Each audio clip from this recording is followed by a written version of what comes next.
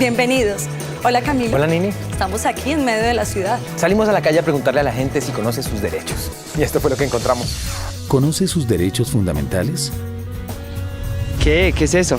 ¿Derechos qué? En la Constitución se habla de eso. ¿Derechos? La otra vez la policía le dijo a un vecino que respetara los derechos de su mujer. A expresarse. A no ser discriminado. Ni idea. En mis tiempos no se hablaba de eso, pero sé que son muy importantes. ¿Viste, Cami, que muchas personas no saben cuáles son sus derechos fundamentales? Probablemente no conozcan los relacionados con su sexualidad. Si muchas personas desconocen derechos tan importantes como el derecho a la igualdad, a la honra, a la libertad, imagínate con los derechos sexuales y reproductivos. Para comprobarlo, le preguntamos a la gente si los conoce. ¿Sabes en qué consisten los derechos sexuales y reproductivos? Ni idea. No sabía que tenía derechos sexuales. A la intimidad. A decidir con quién tener relaciones. ¿Derechos qué? Derechos sexuales y reproductivos. La sexualidad es una parte integral de la personalidad de todo ser humano. Su pleno desarrollo depende de la satisfacción de necesidades básicas como el deseo de contacto, intimidad, expresión emocional, placer, ternura y amor. De acuerdo con el nivel de desarrollo de cada persona, la sexualidad tendrá expresiones distintas. En el caso de niños, niñas y adolescentes, se deben generar condiciones de respeto y protección que favorezcan su adecuado desarrollo. No todas las personas saben que el vivir una sexualidad plena y placentera es esencial para el bienestar interpersonal, individual y social. Eso es muy cierto. Resaltemos que los derechos sexuales y reproductivos son ante todo derechos humanos que buscan proteger la libertad y la igualdad de todos los seres humanos. Claro, muchos de los derechos sexuales y reproductivos están íntimamente vinculados a los derechos fundamentales, como el derecho al libre desarrollo de la personalidad, por ejemplo. El derecho a la intimidad, a la libertad de pensamiento. O el derecho a la salud y la educación, por ejemplo. Por lo mismo es necesario reconocerlos. Atenta a esto que te voy a mostrar, Nini. Derecho a la libertad sexual. La clave está en la capacidad de tomar decisiones autónomas sobre el cuerpo, la sexualidad y la reproducción. ¿Eso quiere decir que somos libres de experimentar placer a través de nuestro cuerpo? Exacto. Somos libres sobre la manera de expresarnos corporalmente, de decidir cómo nos gustaría vernos o que nos vean los demás, o incluso en la decisión sobre la ropa que utilizamos. También significa que a las mujeres no se nos puede negar la posibilidad de utilizar métodos anticonceptivos, o por el contrario, obligarnos a utilizarlo. O obligarlas a embarazarse cuando no lo desean, o peor aún, a abortar. Pero hay que tener en cuenta que tomar decisiones autónomas no significa que estemos totalmente libres de coacción.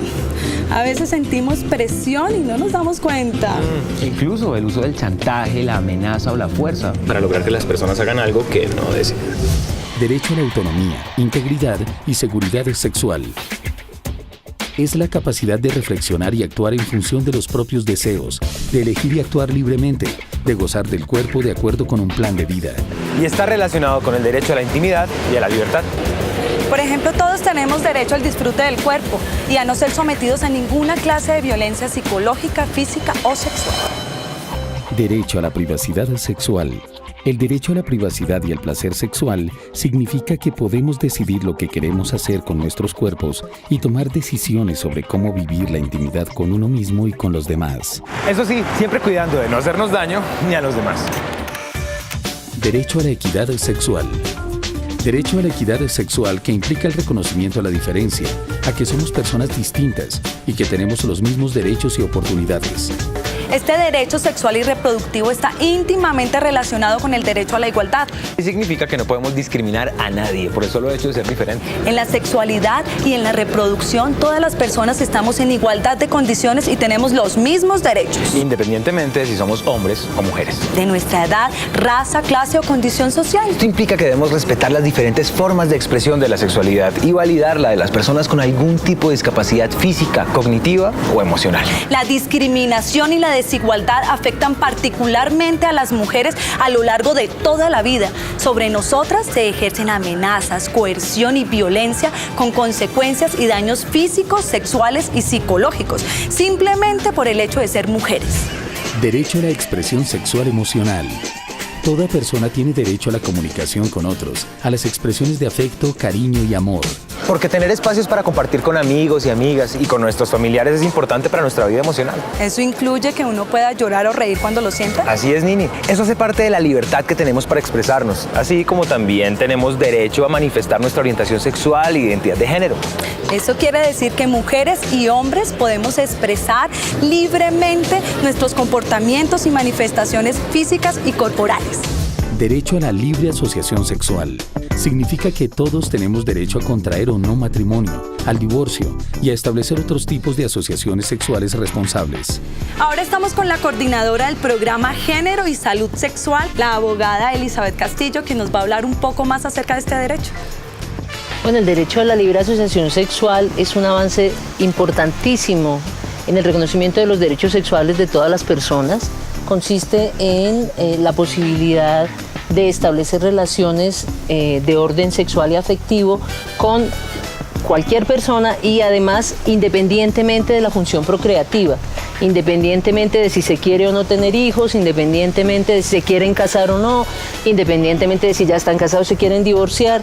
Es una posibilidad amplia de relacionarse entre los seres humanos que se aleja sustantivamente de lo que existía antes, que era entender la reproducción simplemente en un contexto matrimonial y afiliada a que la sexualidad solo podía realizarse, solo podía llevarse a cabo con fines reproductivos. Derecho a la toma de decisiones reproductivas. El derecho a la toma de decisiones reproductivas libres y responsables incluye la libertad de decidir si se quiere o no tener hijos o hijas, el número y el espacio entre uno y otro, y el derecho pleno a acceder a los métodos de regulación y fecundidad. Como quien dice, estas decisiones son personales, indelegables, o sea que nadie las puede tomar por uno. De ahí la importancia del diálogo con la pareja. Derecho a la información y educación. Todas las personas tienen derecho a tener información y educación de la sexualidad y la reproducción basadas en el conocimiento científico. Esto es indispensable para adquirir conocimientos y habilidades para nuestro autocuidado. Tanto la educación como la información deben basarse en los últimos adelantos de la ciencia. Sin prejuicios que nos lleven a interpretaciones erróneas y con criterios éticos y libres. Derecho a la atención integral en salud sexual y reproductiva. En la sexualidad y la reproducción todas las personas tienen los mismos derechos.